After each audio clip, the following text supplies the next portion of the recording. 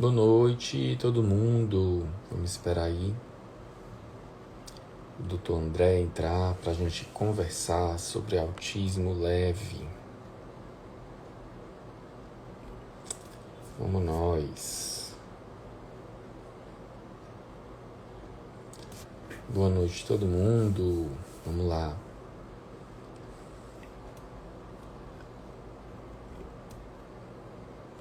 Vamos colocar aqui autismo leve. Aí a gente vai colocar.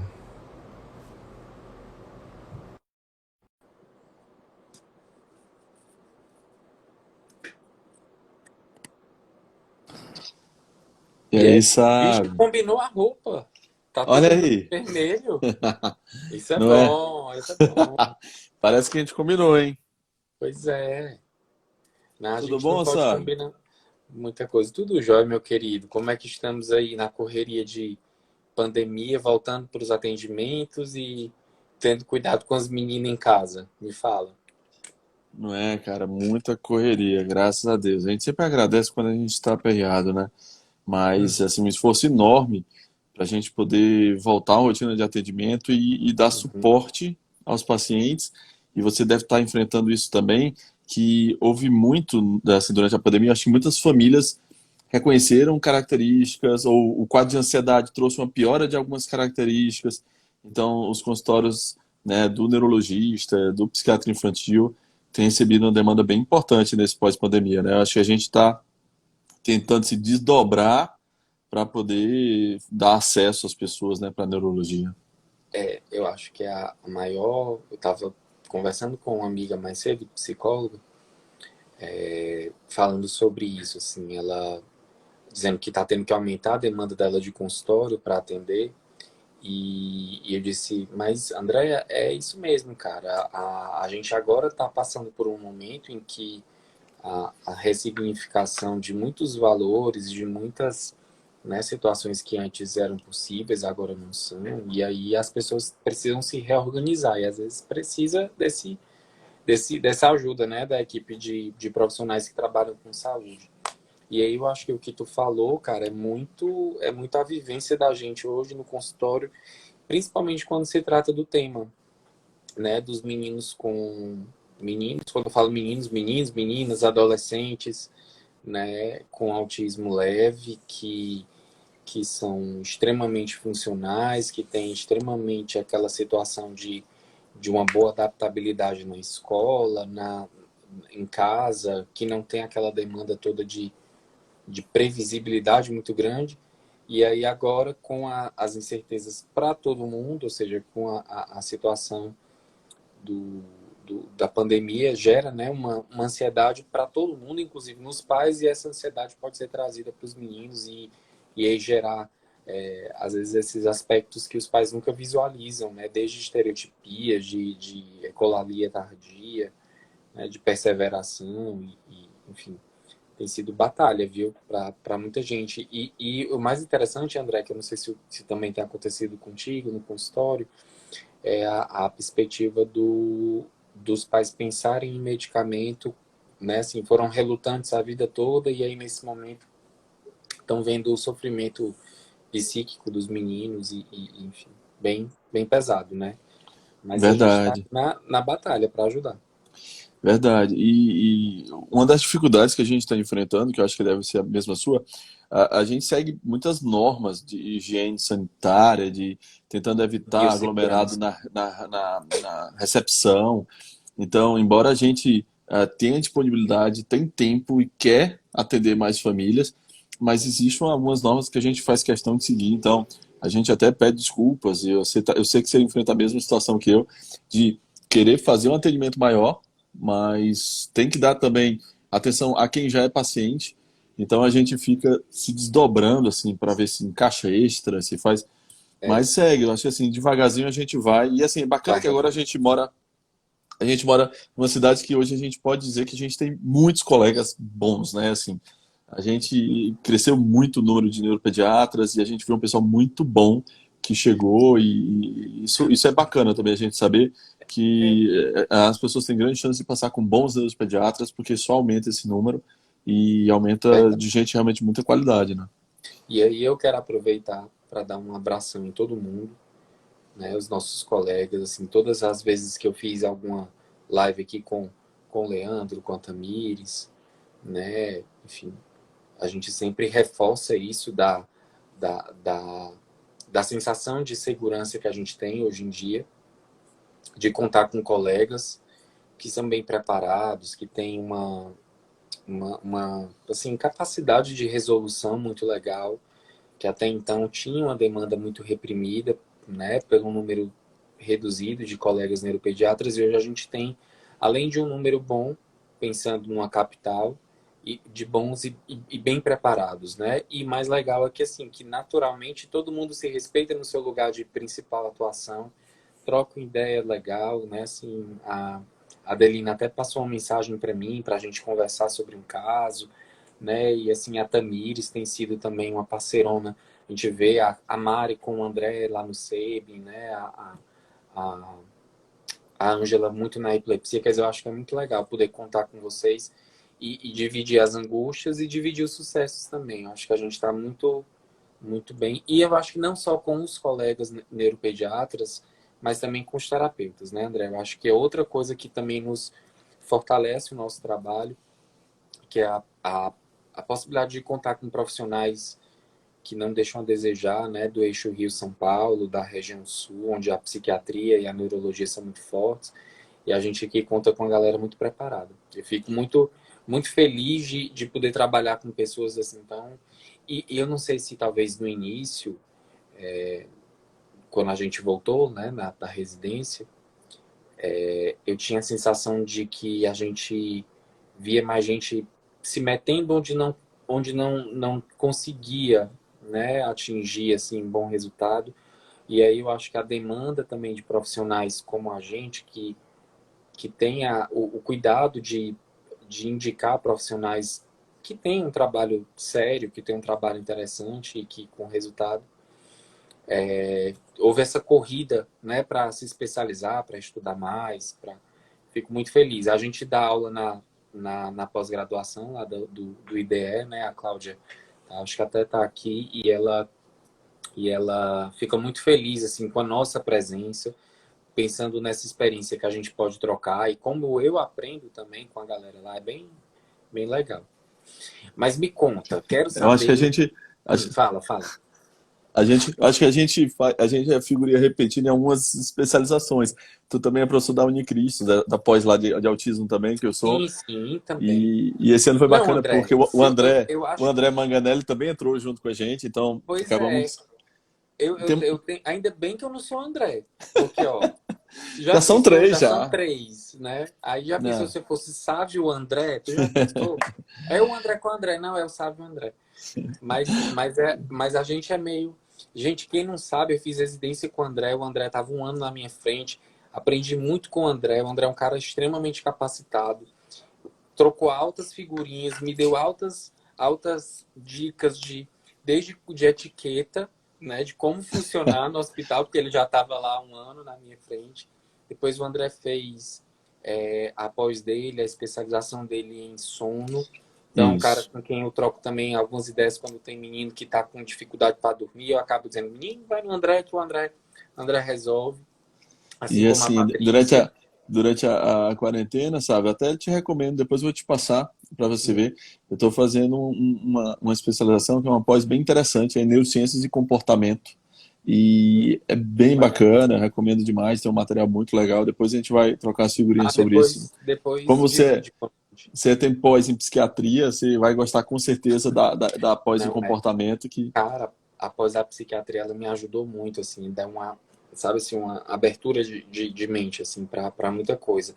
E mais legal é de a gente ver, André, só para a gente entrar no nosso tema, como há diferença entre nós, pediatras, e os psiquiatras, né, na maneira de abordar, não o é certo ou errado, mas assim, como é diferente, a nossa abordagem ela é um pouco mais cautelosa, um pouco mais, acho que a veia pediátrica faz com que a gente seja um pouco uhum. mais cuidadoso, né, e ainda mais que o pessoal trabalha muito com medicação, então eu ficava um pouco, no início eu ficava um pouco assustado lá com com os meus chefes magnânimos, o doutor Assunção e o doutor Fábio Barbirato, pesando mão em Ritalina, pesando mão em Venvas, pesando mão em Risperidona, misturando as coisas. Eu digo, gente, pelo amor de Deus. E aí foi uma experiência bem legal, porque aí quebrou muito preconceito, muito tabu, e foi uma experiência muito legal para agregar, e mais legal é que na pós só tinha eu acho, de neurologista. Então eu consegui levar muita coisa também do que a gente sabe de epilepsia, de neurodesenvolvimento, né, de desenvolvimento infantil, do ponto de vista neurológico, pediátrico, e aí foi uma troca muito legal. Eu também acho que é um passo importante para quem trabalha com comportamento, assim, como Eu nós, acho como que você. recomendo, assim, para quem é da área da neurologia infantil, tem que passar no ambulatório da psiquiatria, tem que se Sim, aproximar. É uma outra visão sobre algo que a gente faz e te abre muita janela diferente. Isso tu deve ter visto também. uhum. Cara, a gente começa a pensar muita coisa diferente. E eu acho que hoje o que a gente faz é neuropsiquiatria, né? Claro que a É, gente puxando mais para neurologia e eles puxando mais sim. para psiquiatria, mas eu acho que os dois acabam fazendo a neuropsiquiatria. Eu acho que o mais legal é a possibilidade de você entendendo os dois lados do funcionamento mente e cérebro, né? Você conseguir ajudar o paciente. E eu não e eu, embora eu tenha essa formação da psiquiatria da infância, foram 2 anos, bem legal, assim, e com uma troca muito, muito rica. Eu não me acho psiquiatra, né? Assim, eu não, eu acho que é mais para complementar mesmo a minha vivência de neurologista. E aí eu acho que ele calha bem no que a gente propôs aqui para discutir, que é a história do autismo leve, né? E assim, como essa demanda chega para a gente, primeiro que me assusta é os pacientes, eu acho que acontece contigo também, dos pais chegarem com uma queixa de crianças que eventualmente têm uma demanda de comportamento, chegam para a gente com um diagnóstico de TDAH, de ansiedade, de dificuldade escolar, de o menino tem um funcionamento social diferente, e aí você vê que, na verdade, a criança ela tem um quadro de autismo, e que nos parece, no primeiro momento, mais leve, porque o prejuízo ele não é tão evidente e tal, né? E eu acho que a primeira situação aqui, André, que a gente podia falar era assim, o que é autismo leve, moderado, né, grave, e como que a gente pode mensurar isso de uma forma na nossa prática clínica, né? Assim, eu vejo muitos pais falando assim, mas então, doutor Sávio, tudo bem, ele é autista, mas a fonoaudióloga, a psicóloga, o pessoal lá na escola acha que ele é leve. Ele é leve? Como é que a gente responde essa questão assim de início? Como é que tu avalia isso na tua prática? Bacana, vamos começar por aí. Eu acho massa a gente exatamente começar sobre essa questão, porque talvez seja a primeira pergunta depois que a gente fala do diagnóstico do autismo lá no consultório, É. é se ele é leve, né? E aí, Uhum. lembrando para todo mundo que está assistindo a gente aqui, eu sei que tem muitos profissionais da área, tem muita gente que é familiar. Lembrar sempre que na medicina a gente está falando principalmente quando a gente fala de autismo, a gente está falando de uma questão muito plural. Então, em vários momentos, vocês vão perceber que eu vou por uma linha de raciocínio, o Sávio vai por outra linha de raciocínio e a gente vai chegar no mesmo ponto. Então, não se assustem, né? Debates profissionais são assim. Então, eu vou falar como é que eu Não, a gente, raciocínio no a gente consultório. briga, mas a gente se ama. Fica tranquilo. Eu estou Pessoal, fica explicando tranquilo. Depois a porque gente troca figurinhas engraçadas no WhatsApp. Porque às vezes a gente vê isso, né, sabe, assim, há uma ideia de que se eu faço uma linha de raciocínio, você faz outra, vocês vão pensar que a gente está destoando. Na verdade, quais são as linhas de raciocínio que a gente faz no consultório, e isso é que eu acho que é bacana discutir. Em relação a essa questão, assim, a gente vai sempre avaliar a questão da comunicação social, da interação, e se a gente tem aqueles fenômenos associados de estereotipias, desmodulações, e a gente vai em cima disso. A gente consegue ver isso cada vez mais cedo, apesar de que eu, André, ainda levo por conduta a ideia de fechamento de diagnóstico quando a criança tem pelo menos 18 meses. Algumas escolas preferem seguir assim. Mas, às vezes, no primeiro momento, uma consulta antes de 18 meses, naquele momento você consegue perceber que aquela criança vai melhorar, mas não sairia de características autísticas. E eu sempre falo com a família, mesmo quando eu não fecho o diagnóstico, se eu penso na característica autística, porque eu acredito muito que a gente faz parte de uma equipe e quando eu alerto a família, ela vai trabalhar para poder me ajudar a ter uma melhora. Então, algumas crianças, E aí eu costumo dizer assim, quem é o leve? O leve é aquele que tu fica na dúvida. É aquele que você tem que pensar mais, é aquele que você tem que fazer o diagnóstico, se não seria um diagnóstico diferencial do TDAH, mas com todo o cuidado do mundo, porque tem um artigo bem interessante que mostrou que as crianças que tiveram o diagnóstico de TDAH, mas na verdade eram autistas, eles tiveram um atraso diagnóstico em 3 anos. É muito tempo. Eu Imagina acho que é o você que pega muito. Imagina você pegar uma criança com 3 anos de idade, fechar o diagnóstico do TDAH, e essa criança só vai fechar autismo aos 6. Perdeu toda aquela faixa que a gente usa para transformar a linguagem da criança. Então, sempre entender quando é comorbidade, né? E aí explicando para todo mundo que é quando está associado, a criança tem TDAH e o autismo, ou quando é Uhum. diagnóstico diferencial, se ela é TDAH ou autista. Sim, gente, é verdade. Crianças com TDAH podem ter prejuízo social suficiente para funcionarem como uma criança autista. E Muito. isso não quer dizer que é. Então, quem é o leve? O leve é aquela criança que fala, ela tem uma comunicação razoável para boa, só que a gente vai perceber algumas falhas na troca de turno, as falhas na manutenção da conversa, um concretismo exagerado no pensar, no brincar, algumas fixações. Então, são fenômenos sem dúvida sutis e leves, como o próprio diz o nome. Eu vi quando a gente anunciou a live, algumas pessoas falaram, mas não chama mais de leve e tal. A gente vai chamar aqui de leve algumas vezes, porque assim, eu pelo menos entendo que é talvez a forma mais popular e mais simples de entender o que antes a É, gente chamava de Asperger, né? E agora a gente uhum. vai falar de nível 1. Isso. Eu acho assim, a gente aqui não tem interesse de ficar discutindo o sexo dos anjos e qual é a terminologia mais correta, qual é isso aqui, até porque isso demora para ser cristalizado e ser ressignificado, né? Assim, a história de você falar de síndrome de Asperger e já tem uma corrente que não acredita que o Asperger está dentro do espectro, outras acreditam. O mais importante é diferenciar que para a gente ser Asperger, um dos principais, se não o principal marco, é que não há atraso da fala quanto marcador do desenvolvimento, né? Existem autismos leves que podem ou não ter atraso da fala, e aí quando ele não tem atraso de fala, ou seja, quando na época correta, ali próximo de 1 ano e um pouquinho, ele já está falando, a gente geralmente percebe que essa criança vai ter muito mais um comportamento lá na frente com dificuldade da comunicação, sobretudo da não verbal, que vai iniciar primeiro, é o apontar, a troca de olhares comunicativos, né? Os sinais de não, o atender a solicitação de mandar um beijo e tudo mais. Mas a criança já fala desde cedo. Então, por isso é que, como o André está dizendo, há um atraso importante no diagnóstico de autismo dessa criança que falou na época correta, mas que no processo do desenvolvimento dele, você vê que ele tem algumas peculiaridades que chamam a atenção. Eu até brinco, André, que assim, que esses meninos que a gente avalia no diagnóstico são super desafiadores, é aquele que parece que está com o livro aberto, aí hoje ele lê e aí ele faz tudo que tem no livro. Aí no outro dia, ele esqueceu de ler o livro, aí ele não faz. Aí no outro dia, eita, me lembrei que tinha que fazer isso. Aí parece assim, né? Que hoje ele tá dentro, hoje ele tá fora. Hoje ele tá dentro, hoje ele tá fora.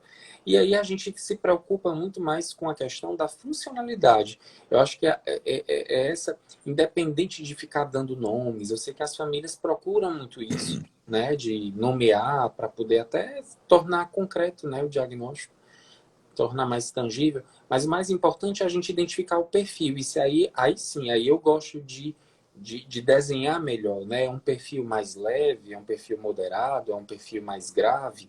E aí lembrar que quando a gente fala em perfil, dentro do perfil tem várias subdivisões desse perfil, né? Na comunicação ele perde mais, no cognitivo ele perde menos, na fala ele não tem. Então, eu acho que como o diagnóstico propriamente a gente já falou aqui em outros momentos, você com outras pessoas e eu também, o diagnóstico ele é muito individualizado. Tem criança que a gente bate o olho, né, André? E você diz assim, já veio com um cartãozinho, como eu brinco, assim, tá aqui, sou autista. Tem outros que realmente ficam nesse emaranhado de confusão, se é um TDAH se é um autismo leve com TDAH, se é só um TDAH, se tem um transtorno de processamento sensorial muito importante, que aí a criança tem uma velocidade de processamento, né, de informações mais difícil, mais lenta, e aí ele se comporta como um autismo, e aí é onde entra o grande desafio de quem faz diagnóstico, né? E aí a importância do trabalho com profissionais que a gente confia, para poder eles darem essas impressões e a gente montar o quebra-cabeça. Não é à toa que o símbolo do autismo é a história do quebra-cabeça, porque não é só uma olhada, né? Na maior parte das vezes a gente precisa acompanhar, a gente está falando de desenvolvimento.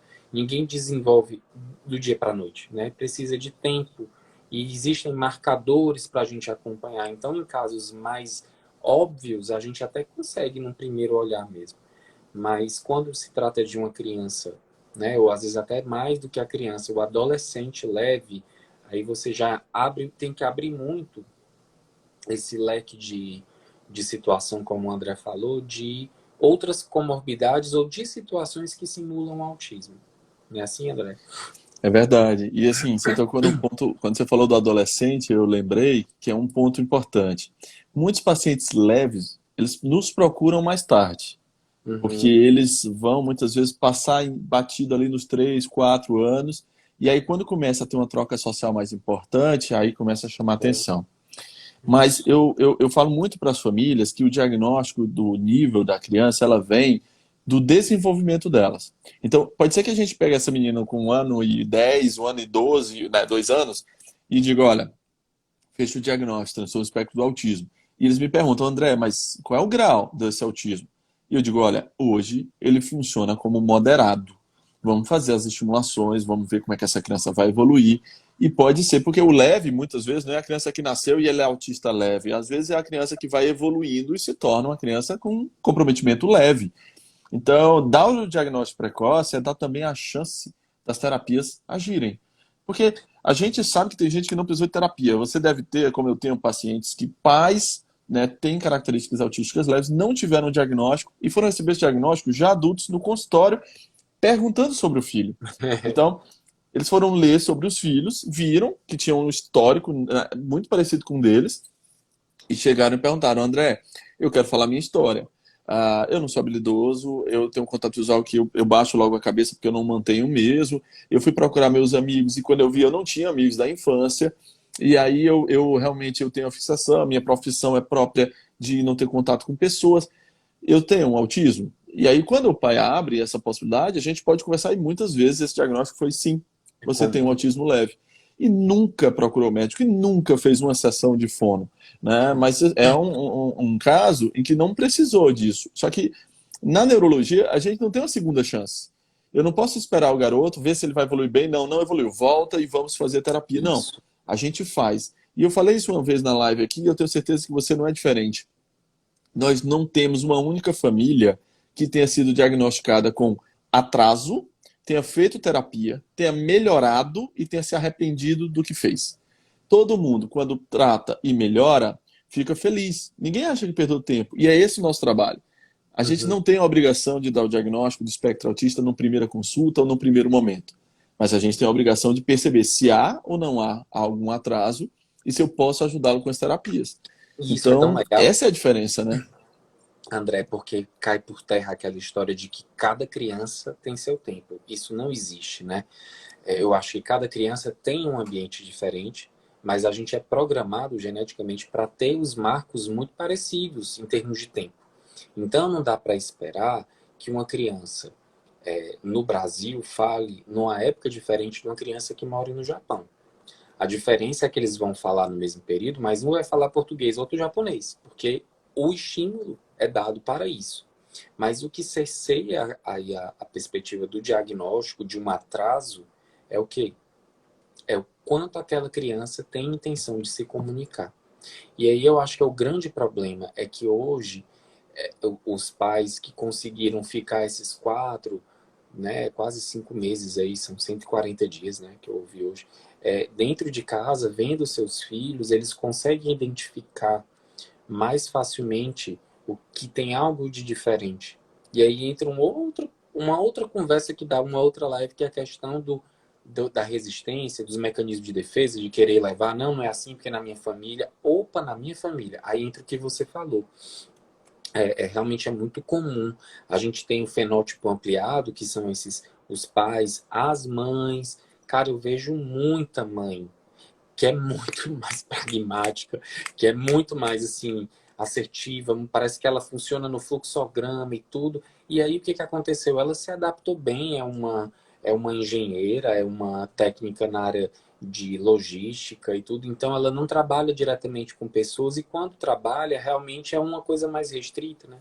E Uhum. aí você vê que o menino funciona de uma maneira muito pobre nas relações sociais. Embora ele fala outras línguas, ele começou a ler mais cedo do que os outros meninos da escola, mas, sabe, toda vida que eu abro aqui a câmera no celular para ver ele na brincadeira lá com as crianças, o fulaninho tá sozinho, tá brincando só ou tá deitado no chão. Eu já tive de chegar lá na escola e perguntar à professora, e aí perceber que ele também se incomoda na hora em que a professora pega nele e vai dar o banho. E aí a gente começa a perceber que além da dificuldade relacional, embora não tenha atraso de fala, a criança tem questões sensoriais envolvidas. E aí, de novo, entra mais um elemento que pode ser decisório no diagnóstico, mas também que pode confundir.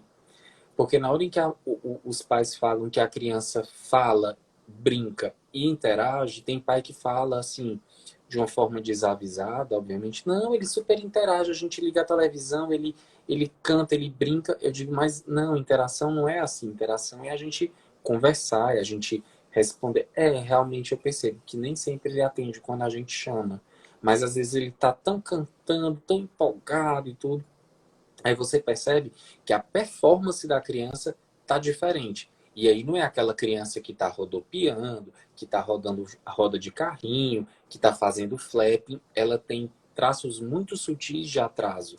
Mas na hora em que a gente coloca ela comparada com os meninos da mesma idade, e aí você percebe, opa, opa, ele deu uma rodadinha ali, ele faz um movimentozinho de estereotipia mais sutil, ele dá uma olhada lateral e volta, ele faz assim repetidamente, ninguém percebe, né? Lá no consultório, André, eu tenho um tapete daqueles de grama. E aí é impressionante. Para mim, o tapete de grama está começando a ganhar uma importância como as minhas bolinhas de sabão. O menino sentou para brincar, já dá aquela versãozinha, na hora que ele levanta, ele faz ponta. Aí você, opa, né? E tem criança que é buscadora, que gosta de passar o Isso. pé, né? E como se estivesse limpando o pé, gosta do atrito. Então, quando a gente está avaliando ali, quem tem a experiência, às vezes para o pediatra generalista fica difícil, porque a criança tem uma mínima interação, mas às vezes está dentro do hiperfoco dele. Então ele super interage na hora que a gente está falando dos dinossauros, ou do McQueen, ou sei lá, dos PJ Masks, né, de alguma coisa. Mas na hora que a gente tá, mas me mostra aqui, eu tenho, né, aquela história de identificação de emoção, né? Você mostra aqui o coelho triste, mostra aqui o coelho feliz. O menino se desinteressa, perde o interesse, perde a interação. Então, não é tão quantitativo, é qualitativo. Por isso é que a gente pensa num quadro mais leve. Não é aquela criança que chega já dizendo, olá, eu sou autista. Porque tem umas que fazem isso mesmo, né?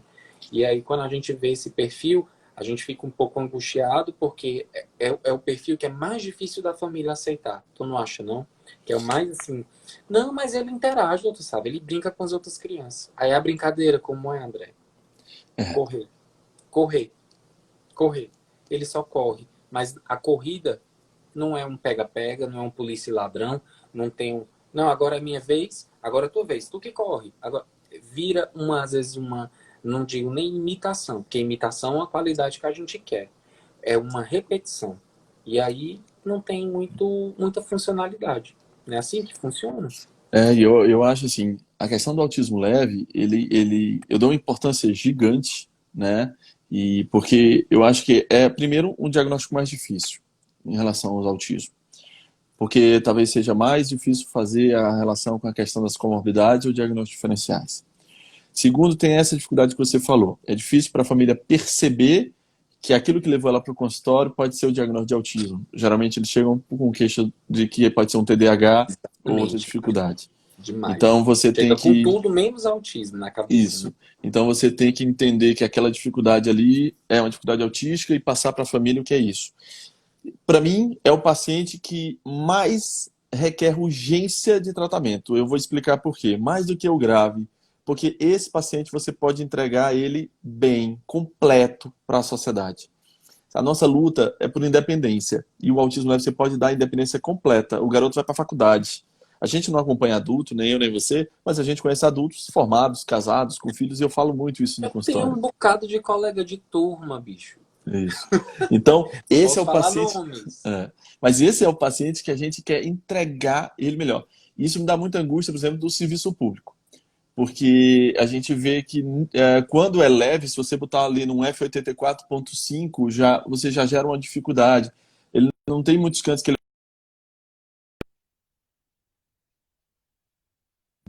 Né? Uhum. E aí a gente precisa ter um especialista, né? A psicologia que faz essa parte mais fina. A gente precisa do fono que entenda que vai ser uma capacidade de linguagem reduzida, mas que está lá presente, que é uma dificuldade, mas não é uma ausência.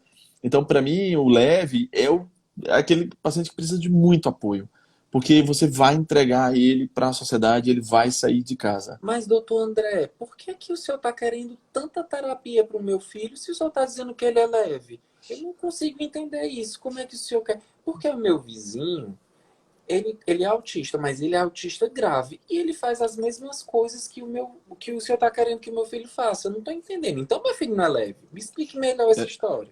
Exato, é uma dúvida que surge. Essa e quando a gente prescreve, às vezes, a terapia medicamentosa. Eu tive um paciente, sabe, que ele tinha um quadro realmente leve, ele foi melhorando muito, melhorando muito. Só que aí no final, quando ele já estava com 8, 9 anos, eu percebi que a única dificuldade dele era que o rendimento acadêmico dele não era adequado. Ele tinha um perfil desatento desde sempre, a gente tinha melhorado muito, mas isso não conseguia deixar ele melhorar o rendimento. A Aham. autoestima dele caiu bastante, porque após os 7 eles começam a fazer umas comparações, e eu propus para a família que a gente tratasse o TDAH desatento para melhorar o rendimento e achava que com isso ia trazer um ganho. E trouxe muita dúvida na família. Eu disse, não, peraí, ele nunca usou remédios e agora, com 8 anos, você está dizendo que ele está mais leve do que nunca e vai propor uma terapia medicamentosa. E aí Mas, eu pude explicar que, na verdade, era a única coisa que faltava para uma independência completa. Porque muito bom. quando chega lá no consultório, o que eu quero, o que o Sávio quer, é que o garoto possa um dia sair do consultório. A gente quer que um dia a gente dê alta, dê um tchau, cara, a gente se encontra na vida aí e pronto. E isso, para isso ser possível, é terapia. Para isso ser possível, é orientação familiar, sem dúvida. A gente podia falar isso depois, que isso não tem nada mais importante do que uma família bem orientada. Em algum momento, isso pode ser também uma medicação. Né? A medicação pode entrar como um cofator, né? Algo que vai ali ajudar. E esse paciente específico, a gente teve uma resposta super interessante. E aí foi bacana para a família ver depois, entender que, caramba, ele está melhorando e é exatamente por isso que ele vai precisar de tal terapia, é exatamente por isso que ele vai precisar de tal medicação. E uma das coisas que a gente conversa muito hoje, e assim é bacana quando a gente começa a ter uma relação bacana com a família, porque aí a relação de confiança se torna muito importante no tratamento de uma criança inserida no espectro, é entender assim, qual é o nosso objetivo. Quando eles se sentem parte da equipe, e aí você fala de medicação, aí você fala de terapia, aí eles entendem, cara, eu estou na frente de um consultor. É isso que o médico é hoje, né? É um É, consultor. Eu vou lá no Sávio, que eu quero saber tudo que ele sabe sobre o autismo, eu quero que ele diga tudo sobre o meu filho, e eu quero ouvir a ideia dele. Não quer dizer que eu vou seguir. Mas se eu cheguei no Sávio, eu senti confiança, eu vejo que ele tem expertise na área, eu vou seguir. É isso que a gente faz lá no consultório também. Eu vou no André para saber. literalmente é uma consulta mesmo, É né, uma André? consulta, nós somos É consultores nesse diferente de aspecto. quem está numa UTI, que a conduta médica ela é soberana em todos os sentidos, né? Exato. Então, isso é muito bacana. E aí, a gente falando de diagnóstico, eu lembrando aqui, a gente acho sempre interessante quando a gente fala caso de consultório. Eu atendi um garoto, sabe, uma vez, que ele tinha 12 para 13 anos. E a mãe foi para mim, ele não tinha diagnóstico. E aí, quando a gente conversou sobre essas questões, o que é que ela via nele que chamava atenção e fazia ela procurar um médico e já procurava há um tempo? Ela diz, André, ele tem alguma coisa que eu não consigo encaixar. A gente vai para o shopping center e quando eu entro na loja, ele cumprimenta as pessoas que não conhece, ele inclusive dá abraços nas pessoas que ele não conhece. E uma vez eu entrei no elevador e ele conversou com a pessoa do elevador como se conhecesse há muito tempo, falando coisas pessoais. E aí ela começou a descrever alguém que falava bastante, muito bem, muito explicado, mas faltava uma coisa, que eram as travas sociais. Filtro. Faltava exatamente o filtro. E a gente pôde conversar, e eu pude no final, finalizando, contar para ela, olha, essa é uma característica do transtorno do espectro do autismo leve. Claro que a gente foi achar depois uma estereotipia bem sutil, a gente foi achar uma desmodulação sensorial lá atrás que resolveu espontaneamente, mas foi interessante porque uma das coisas que mudou muito é que com acesso à informação, a maioria das famílias, quando recebe o diagnóstico que encaixa com as suas questões, eles não ficam mais chateados. As famílias ficam hoje felizes de descobrir Se sentem validadas, né, André? isso. Então, quando você chega e diz assim, olha, eu sei o nome desse teu sofrimento, é isso, e tem um tratamento, é esse. Então, isso hoje para as famílias é muito importante, sabe? O nosso papel hoje, né, de dar o diagnóstico é extremamente importante porque você leva a luz a pessoas que estão no Google, que estão só conversando com amigos e tendo informação, e levando uma angústia, né? Se é, se não é. Então, quando a gente chega, é doloroso. Mas depois de 2, 3 dias, é como é? Fono, vamos lá. Né? TO, e E aí aí, segue o jogo. quando a gente fala de um autismo leve, que em pouco tempo da intervenção você já começa a ver melhora, André, os pais se sentem mega aliviados, né? Tem um reforço, tem uma, tipo assim, poxa, é o que eu digo sempre para os meus pais, assim, eu digo, cara, eu te entendo, eu acho que o maior medo quando você deita no travesseiro é pensar assim, bicho, se eu morrer, como é que esse menino vai ficar, né? E aí, por quê? Porque para todo pai e toda mãe, você é pai, o que você quer é autonomia para suas filhas, você quer que elas sejam independentes, né?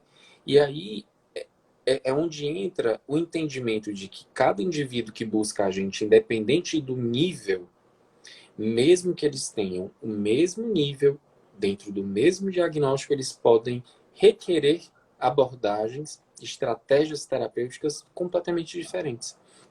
Tem criança, tem adolescente que chega num nível de ansiedade tão grande para mim, sendo um quadro leve, ou uma Asperger, por exemplo, que ele tem a percepção, tem a crítica, como a gente fala, né, na psiquiatria, tem crítica de perceber que ele é diferente, que ele funciona diferente e ele precisa entender aquilo para fazer sentido e ele conseguir se regular, ficar bem e entender por que que às vezes ele não é chamado para participar de um grupo numa atividade e em outra ele é, né?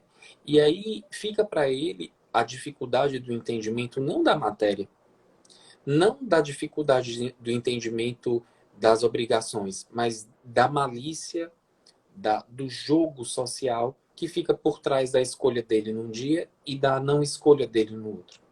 Então, ele fica muito desorganizado, desorientado no sentido de não entender, mas espera aí, por que me escolheram um dia eu sou do grupo, um dia ela falou comigo, no outro ela não falou?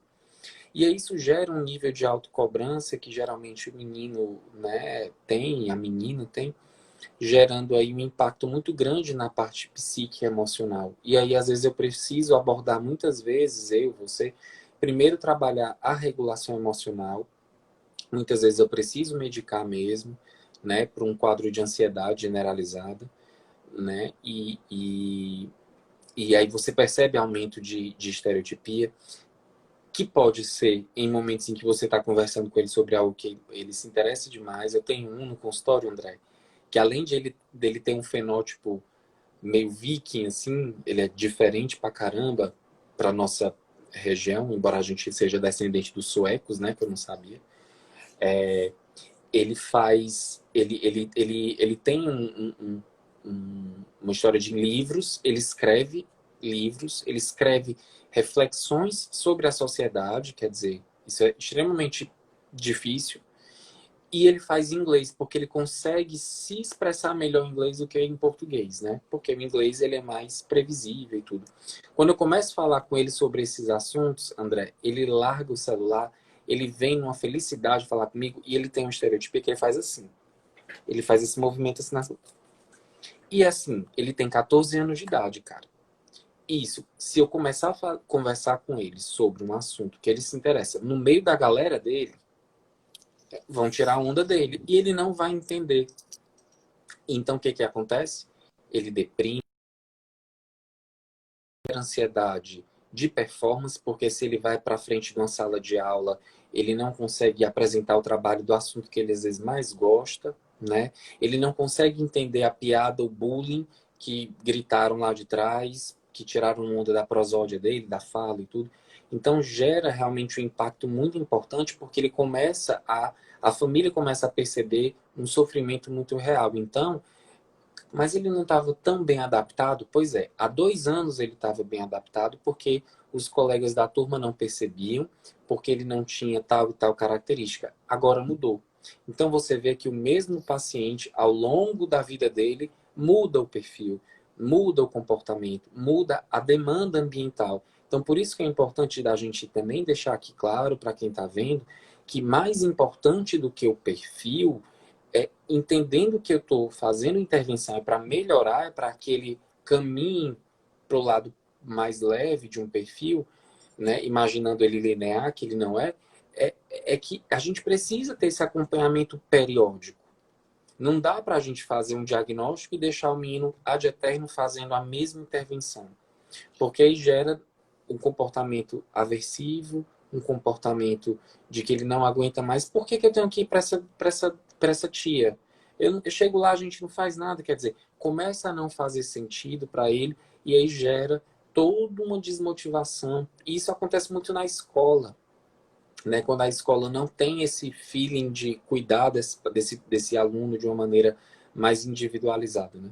E aí você vê o que supostamente... Mas como assim, doutor? Sabe, doutor André, disseram que ele era leve. E olha o trabalho que esse menino está dando.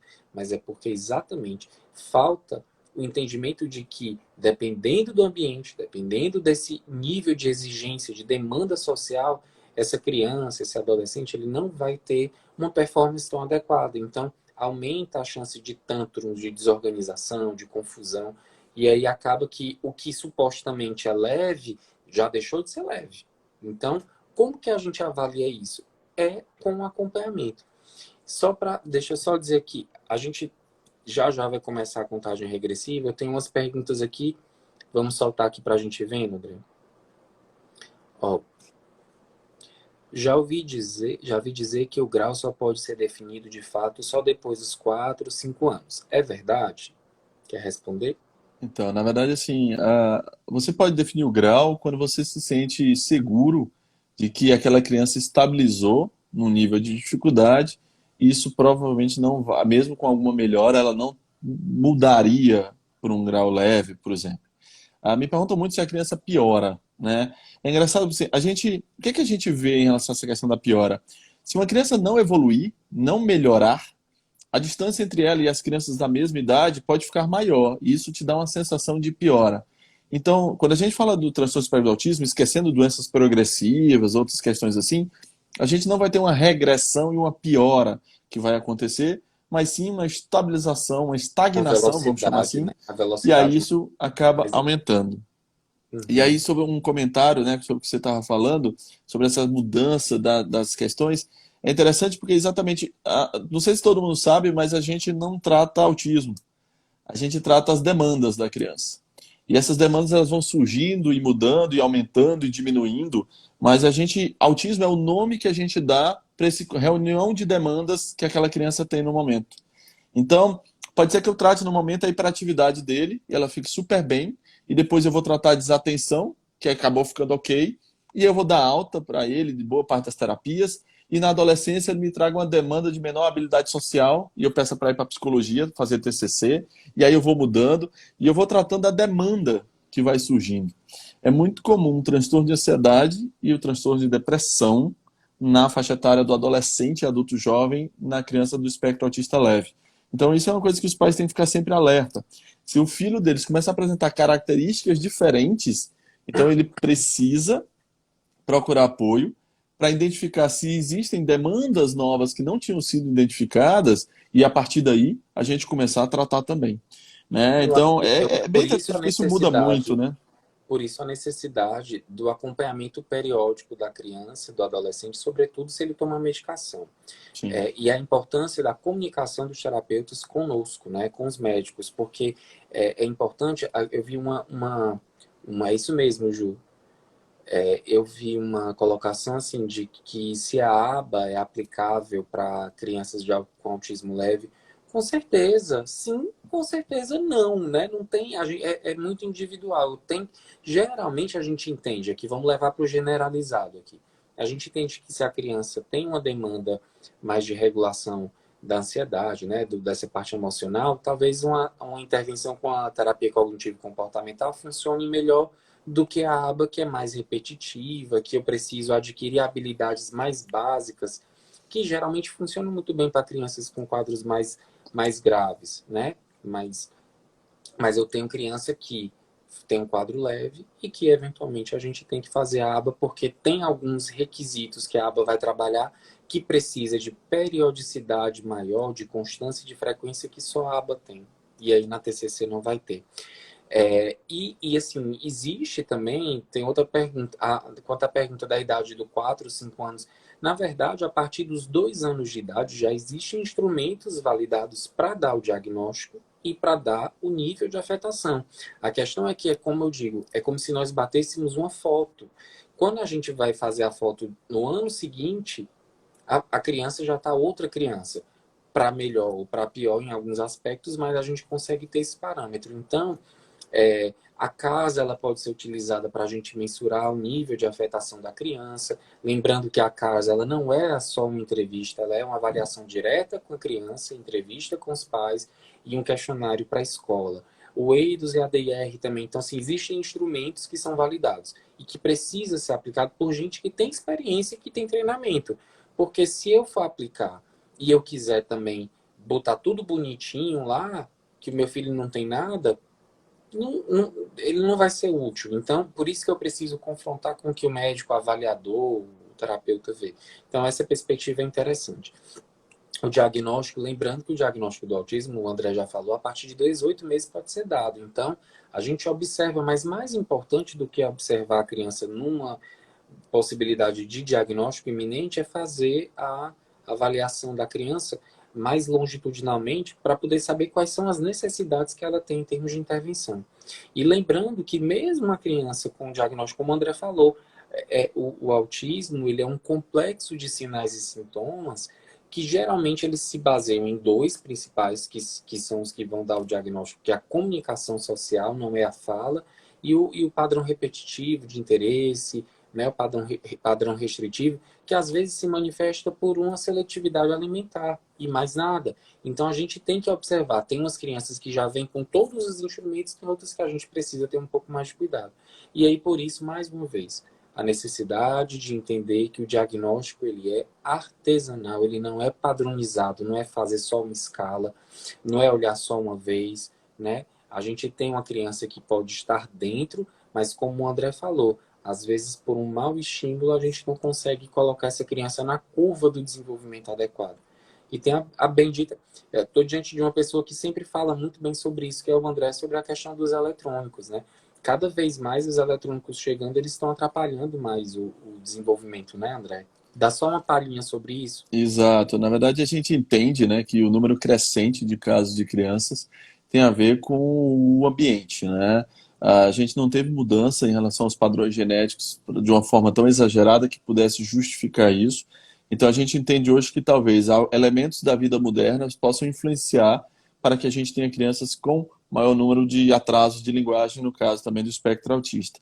E a gente viu que as mídias eletrônicas, elas tendem a trazer essa atenção de uma forma claramente de um espectador, né? E isso parece fazer um prejuízo, porque, e aí vamos voltando, lembrando que a criança quando nasce, tudo para ela é um ganho em sinapse, em neurodesenvolvimento, tudo para ela ajuda na plasticidade. E se eu não dou a ela essa função de comunicação, se eu substituo pela tela, quando a criança vai crescendo, ela vai, na verdade, modulando diferente. Então, isso parece ter uma participação. André, mas eu conheço o filho da minha amiga que ele nasceu na frente da TV e não desenvolveu o autismo. Na verdade, a gente entende que deve haver uma predisposição genética, só que a gente não sabe quem tem essa predisposição genética, então todas as crianças devem evitar as mídias eletrônicas até os 2 anos de idade, né? Mas a gente viu um acréscimo em relação à questão das características desatentas, em relação às características relacionadas ao atraso de linguagem, em relação à própria agressividade e outras alterações comportamentais, perda de interação pais e filhos. A gente poderia, a questão cognitiva, a gente tem alguns artigos interessantes mostrando um perfil cognitivo mais embotado em crianças que tinham muito acesso às mídias eletrônicas, o contrário do que os pais pensam quando entregam, porque eles acreditam que colocar nas mídias eletrônicas é favorecer para que esse mundo moderno, a criança já cresça nesse sentido, e a gente viu que não. Então, é bem interessante André, assim, essa questão. toda vida eu brinco na escola, ótimo, eu voltando para a escola, lá no consultório, dizendo assim, eu não chamo de pai e mãe, mas né, assim, pai, mãe, menino é menino desde que o mundo é mundo. Na época da gente não tinha esse negócio de celular, não. No máximo tinha um videogame e uma das aulas que tu deu, que a gente participou e tudo, tu falaste uma coisa muito legal sobre assim, a gente tinha os horários de assistir nossos desenhos animados, né? Era de manhã e de tarde, pronto, acabou, acabou. Aí depois veio TV a cabo com o canal 24 horas. Hoje em dia a gente tem um tablet, um celular que a gente vê o que a gente quer, quantas vezes a gente quer, né? No horário que a gente Isso, quer, o trecho que a isso. gente quer. Quer dizer, então essa mudança de comportamento, eu estou dizendo, tu me disse isso, doutor, sabe? E é mesmo, então assim, eu fico, Na nossa época não, que eu sou mais velho que tu, sabe? Na minha vixe época, Maria, é um na ancião nossa, mesmo. na nossa época, perdeu o desenho animado da Xuxa só amanhã. Eu estudava de manhã, né? Aí Eu eu também. tinha que assistir da Mas Mara, ah, ou da Angélica do Clube da Criança. eu Era o também que estudava tinha. de manhã, mas quando faltava a escola, tava dentinho, era bom assistir a Xuxa, hein? Tu inventava que tava com dor de barriga, aí ficava em casa. Não, eu sempre fui um menino bom. CDF. Deixa eu ler mais um aqui. Lê aí. Vamos lá. Podemos perceber. Tá, vamos colocar essa. Vai lá. Podemos perceber alguns sinais de autismo na criança ainda bebê? Fala rapidamente, André. Estamos pouco tempo, vamos lá. Sim, Hum. podemos. Mas lembrando sempre que sinais precoces não é igual diagnóstico precoce. Sinais precoces, como não ter um bom contato visual, não iniciar um balbucio na idade correta, não ter uma procura pela mãe quando chega no berço, são indicativos que essa comunicação pode não estar adequada quando comparado com meninos ou meninas da mesma idade. Ponto. A manutenção desse atraso, a não resolução com estimulação adequada, pode sim, no futuro, fechar o diagnóstico de transtorno espectro do autismo. A gente vê muita gente que diz, poxa, eu sempre vi isso, alertei para todo mundo e ninguém viu.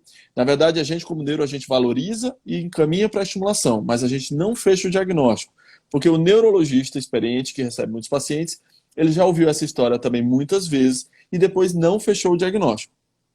Então, esses sinais de alarme, eles não são sinais de patognomônicos de fechar o diagnóstico. Eles são sinais de que a gente tem que ter um cuidado e precisa rever a estimulação que a gente faz para que a criança possa ter um bom desenvolvimento. Ainda mais essa criança que, como eu já tive a enfim, não sei nem qual a palavra, assim, a algeriza de ouvir que é o primeiro presente que a criança ganhou na maternidade foi um tablet, É. né? Eu fui ter É. um tablet agora, na época que eu comprei o tablet na época que a gente estava na residência, né? Então, É. assim, tudo bem, são tempos diferentes, mas assim, mas não se dá, gente, um tablet para uma criança. Isso, eu acho que é um grande mal que a gente tem hoje em dia é imaginar que o eletrônico consegue substituir o sensório motor. Uma hora dessa, o pobre do Piaget deve estar no túmulo dele, só os ossos em branco, mas deve estar assim, batendo. No, me tirem daqui, me tirem daqui, me tirem daqui, porque meu irmão não tem como. Não tem como. Imaginar que a criança, todas as atividades que a criança faz de frente para a tela é o mesmo jeito. É ó, tim, tim. É. Ele não constrói nada, ele não pega, ele não sente textura. Então, pelo E a amor de gente não precisa saber falar os números em inglês, as formas geométricas. A Deus, gente André, precisa saber abraçar, a gente precisa fazer um oi, contato visual, e isso a gente só aprende fora da tela. E a gente não está falando de uma visão romântica, não. Assim, eu e o Savio está dizendo, vamos desligar as TVs. Não, não é isso, não. É uma coisa hoje totalmente comprovada, técnico-científica mesmo, que a gente precisa do contato. Prescrever o contato com crianças da mesma idade, já que crianças maiores e adultos substituem a linguagem de forma inconsciente, ou seja, eu preciso de crianças da mesma idade e eu preciso de natureza. Eu preciso pisar na areia, eu preciso pegar numa casca da árvore, molhar os pés.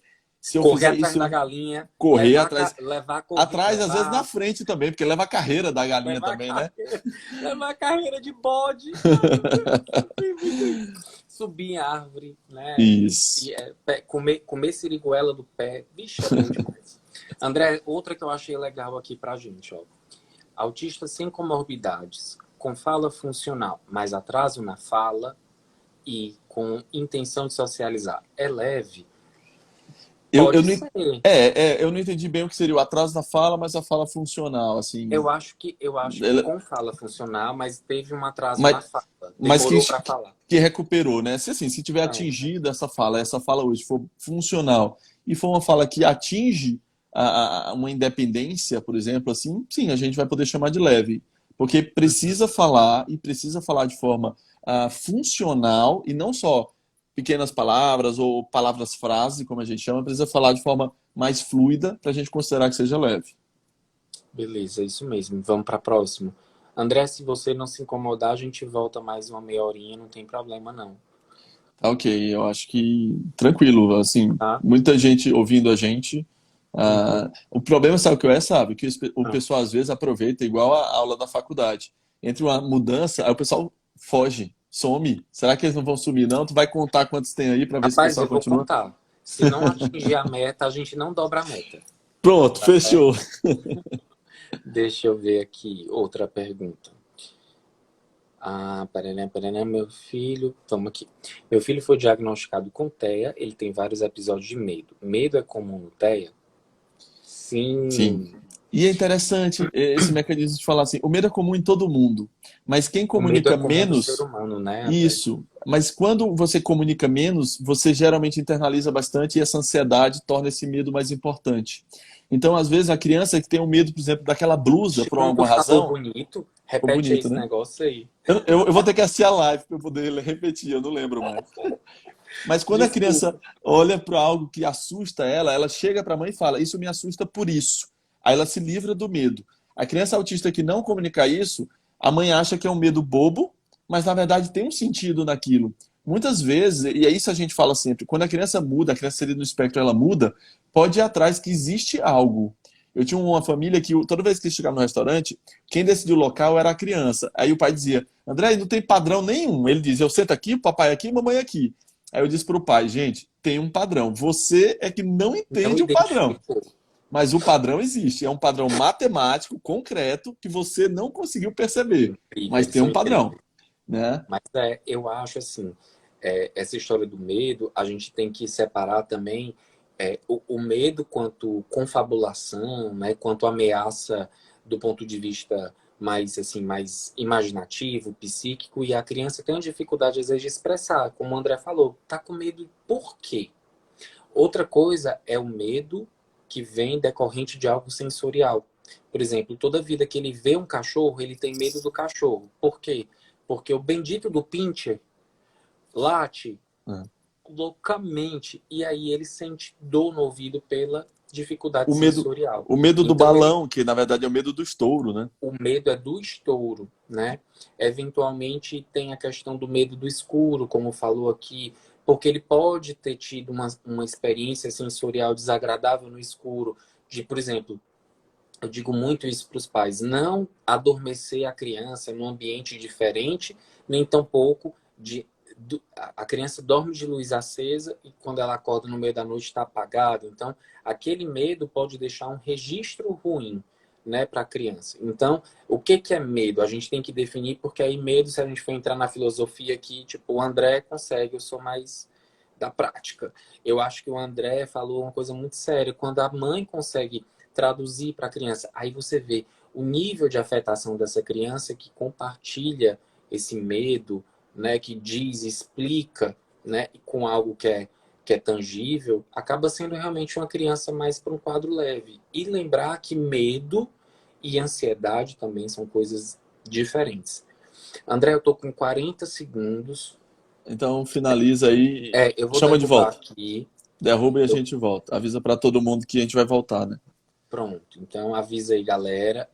Quem não tiver sido respondido as perguntas, eu peço que vocês coloquem de novo na caixinha E aí eu vou gravar a live, calma, ninguém vai morrer. Se eu não gravar aí, tipo, sinto Me muito, mas eu acho que pediram, eu sei antes da gravar. live acontecer, já estavam mandando mensagem para gravar essa live porque não iam poder assistir, Dizendo que a sabe? Então, Globo, a grava a live. Globo não libera. A Globo não libera a gente. Eu vou derrubar aqui, vou encerrar e vou gravar, tá bom? Aí a gente volta. Aí tu vê, André. Valeu.